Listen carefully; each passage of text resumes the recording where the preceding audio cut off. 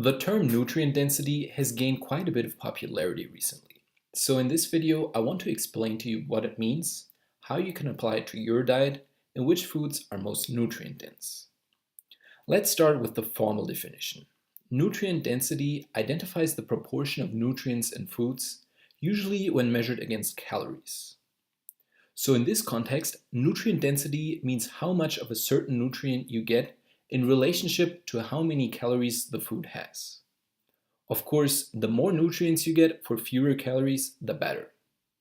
Let's take a quick example. Maybe you need to up your vitamin E intake. Now you want to evaluate different foods from your diet in regards to vitamin E density.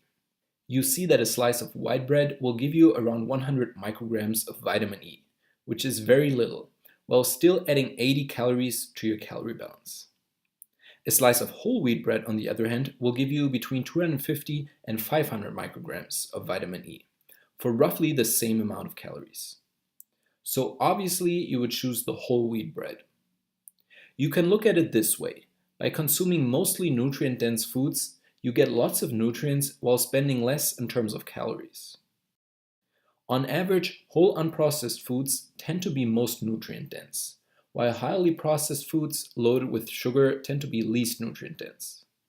That's because most food processing strips away fiber while adding sugar and unhealthy fats, which reduce the volume of the food but increase calories while adding little to no nutrients. Interestingly, the least nutritious food would be alcohol, which is high in calories at 7 calories per gram, but has no important nutrients whatsoever. So the concept does help when you want to set up a healthy diet. Choosing nutrient-dense foods will make your diet healthier and more balanced. But you have to keep in mind one thing. The term nutrient-dense is meant to be relative, not absolute, so it has to be measured against a specific nutrient. Simply saying a food is nutrient-dense does not mean it's always a good addition to your diet, because the term doesn't say anything about what nutrient the food is dense in. One example would be fruits, which are packed with vitamins and fairly low in calories for their size, so they can be regarded as vitamin dense. But fruits have practically no protein, so if your goal is a high protein diet, they will not help, at least not as a primary protein source. What this means is that even if you understand the term nutrient density, you also need to know what your body actually needs and which nutrients you might be deficient in. I often see lists of the most nutrient-dense foods posted on the internet. Usually they contain a lot of vegetables or leafy greens, which of course are extremely healthy, but it might make people believe that you have to consume them to get all your nutrients. That's false, of course.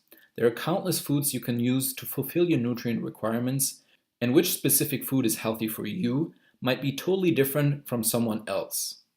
Maybe you're a long-term vegan with early signs of a calcium deficiency. In that case, a glass of milk would be a lot healthier for you than for someone who regularly consumes dairy. Because health is so individual, I'm not a big fan of these lists that make absolute claims. So to wrap up this video, nutrient density is generally a helpful concept and will show you which foods provide the most nutrients for the least calories. But simply be sure how to use this concept and what to measure it against.